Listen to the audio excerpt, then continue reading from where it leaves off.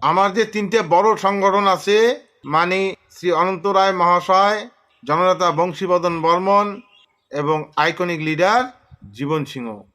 আমরা বিজেপি সরকারের ডাকত আজকে সবাই একটা হইলেও কিছু কিছু শিক্ষিত এবং উচ্চ শিক্ষিত মানসি সামান্য কিছু বোঝার কম বয়সীতে একটা বড় আকারের ভুল করে বসে যাচ্ছে। সেটা একদিন এই সামান্য ভুলটা বৃহত্তর ভুলে পরিণত হবে। তো সেই বিষয়ে আমি আলোচনা করতে চাই। বিষয়টা হল, আমরা জানি এই সেনাবাহিনীর কমান্ডার যখন যেটা নির্দেশ করবে সেটাই তার করা উচিত। আইকনিক লিডের কথাটা কিন্তু আমরা তোমারগুলোর মুখতে শুনছি। তোমরাগুলি আমার আইকনিক লিডারের সাথে তোমরা সোশ্যাল মিডিয়ার পরিচিতি লাভ করাইছেন, কিন্তু আজকে আমরা একটা মানে যে কোনো মূল্যেই একটা সিদ্ধান্ত নেই না এখানে আমার জাতির জন্যে, মাটির জন্যে, সেটা কিন্তু সবারে মাথা পাতি মানি নেওয়া উচিত ছিল। সেটা না করিয়া তোমরাগুলো যে পদক্ষেপটা গ্রহণ করছেন, এটা কিন্তু একটা বড় মাপের ভুল হওয়া যাচ্ছে ভবিষ্যতের জন্যে। মই কাউকে গালিগালাজ করিন নং, জাস্ট আলোচনা। আজকে যে কেএসডিসি সংগঠনটা তৈরি হয়েছে আইকনিক লিডারও খাড়া করিয়া, সেই আইকনিক লিডারের মাধ্যমত বিভিন্ন কেন্দ্র তার সিদ্ধান্তের ভিত্তিতে বিভিন্ন সিট দাঁড়াইছেন বা দাঁড় করাইছেন। পিস অ্যাকর্ড যে কথাটা বারবার তোমরাগুলো করছেন, শান্তি চুক্তির মধ্য দিয়া আজকে আমার ভাষা, কৃষ্টি, সংস্কৃতি, ইতিহাস, ঐতিহ্য সমস্ত কিছু যদি আমার ধাপে ধাপে আইসি, আমার জাতির হারানো সম্পদ সমস্ত কিছু যদি আমরা আস্তে আস্তে ধাপে ধাপে পাই, তাতে আমার লোকসানটা কোটে। হ্যাঁ, একটা কথা অনেকেই মানি নিবার পায় না, কেন বিজেপি দীর্ঘদিন যাবৎ আমার এই মানসিকগুলাক মহারাজ অনন্ত রায়ক ঠকে আসে যাচ্ছে। তো এটাও কিন্তু ঠিক, আজকে অনন্ত মহারাজ যে আছে উনি কিন্তু একলাই দাবিদার নয়। এই জাতি মাটির ক্ষেত্রে আজকে আর একজন আছে আইকনিক লিডার এবং আরেকজন আছে জননেতা মানে বংশীবদন বর্মন। ওই একই দাবির ভিত্তিতে কিন্তু আন্দোলন করে আসে যাচ্ছে। যেহেতু ত্রিশক্তি একটা কোনো হয়ে গেছে, তো এতে আইকনিক লিডারকে শেষবারের মতো দেখা উচিত ছিল।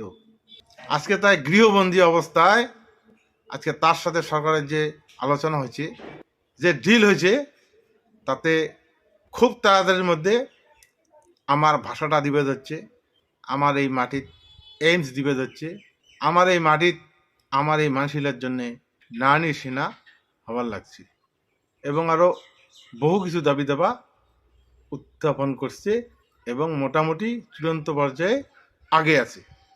তাই আমার একটা লিডার নয় ঠকাইছে মহারাজ অনন্ত রায়ক, কিন্তু তিনটে লিডার আজকে একটা কোনো আছে। এই তিনটে লিডার যদি ঠকায় তাহলে বিজেপি উত্তরবঙ্গ নিম্ন আসামত বিজেপির বড় থাকবে না আগামী দিনত। এই জন্যেই সকলগুলোর কাছে আমার আটুস যে তোমরা যে চূড়ান্ত সিদ্ধান্ত নিচ্ছেন যে ভোটর দ্বারাই খাবে, ভোটর যখন দাঁড়াছি তখন ভোট খেলে আয় সারম, এই সিদ্ধান্তটা তোমারগুলার আর একবার ভাবা উচিত। বড় জোর তোমরা 500 থাকিয়া 20 থাকিয়া 30,000 ভোট টানলেন। আচ্ছা টানলেন, কি হল তাতে? এই জাতির জন্য তাতে কিছু করে পাবেন? এই সামান্যতম ভোট পায়া তোমরা কি করবেন? দুই একজন এমএলএ বিডির মতো পরিস্থিতি আছে কি? সেটাও তৈরি হয় নাই। তাই সেই পরিবেশ তৈরি করার জন্যে আমরা একতার বার্তা বারে বারে দিছি।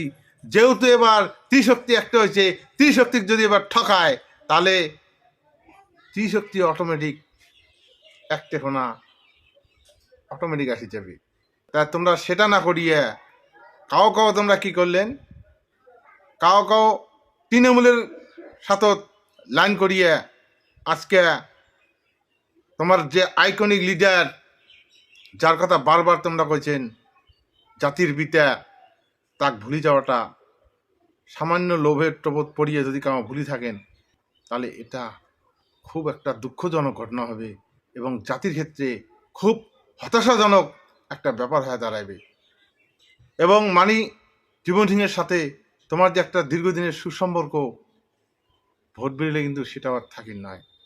আর যেহেতু আইকনিক লিডারের মাধ্যমে সংগঠন তৈরি হয়েছে, আর তার মাধ্যমে কিন্তু তার নামের মাধ্যমে কিন্তু সংগঠন অবশ্যই একটা ভালো জায়গার যাইবে, এটাও কিন্তু জানিয়ে রাখবেন। আর তোমরা গুলো যায় দলবাজি করার চেষ্টা লাগাইছেন, এইটা কতদূর ঠিক হবে আর কতদূর বেঠিক হবে একটু তোমরা গুলো বিচার করবেন। তোমারগুলো মই মানে খারাপ মনে নিলুম না, মানে ব্যাপারগুলো একটু চিন্তা করে দেখবেন, সেই জন্য প্রস্তাবটা রাখলাম। আজকে ফিল্ডের তো সবাই কাজ করেন কম বেশি, তা ফিল্ডে সাধারণ মানুষ কি কয় সেগুলো কিন্তু একবার শোনা দরকার। সাধারণ মানুষগুলা এবং বিভিন্ন দলের মানুষগুলো আমাকে কয় এলা কি ছাগলামি শুরু করছেন। অনন্ত রায়ের পন্থীর থেকে হল বংশীপন্থী, বংশীপন্থীর থেকে হল আবার পরিমলপন্থী, তা জীবন সিংয়ের কেজিসি আবার পন্থীর পন্থী ভাঙাচোরা করেন।